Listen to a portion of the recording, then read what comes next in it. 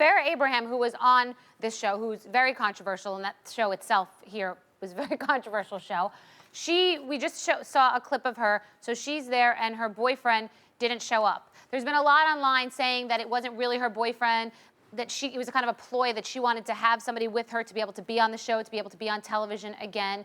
And so there they are, they're together, they look together, and I know that Dr. Jen, it's your opinion that they were together, and it's your opinion, Taylor, that they are not together, that it's kind of a sham, right?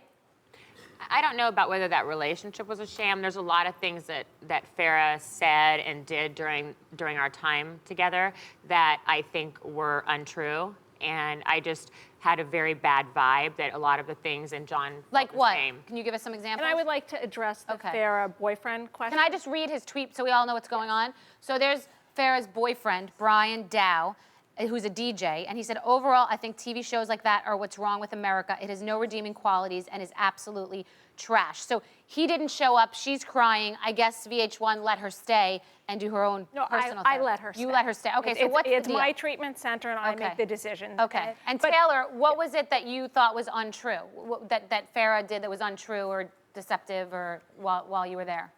Well, when I first met her, I didn't know anything about her. I knew nothing about her past. I didn't know about the sex tape or any of these things. We all know that's the teen mom, right? Well, not anymore, but with the sex tape. Okay. Right. So I just saw her as, when she started talking, I thought, this is a girl who gravitates toward men to fulfill something in her that's missing. And that was a pattern that I had as a young girl. And that will lead you right down the road into an unhealthy relationship time and time again. And I could see some of those shades in her. So I really invested myself in talking with her and trying to be like, don't be me. Don't end up like me. Don't do this, don't do that. And I was trying to mentor her in some ways. And then when all this sex tape and like just lies started to surface, I felt really betrayed because I thought I could be spending my time here in this house working with people who really want to get She lied about therapy. the sex tape? What do you mean? I don't understand. Well, I didn't know that the sex tape existed. Okay. And then she told a story about her having this sex tape. And to me, a sex tape is when someone films you having sex without your knowledge and then releases it on the internet.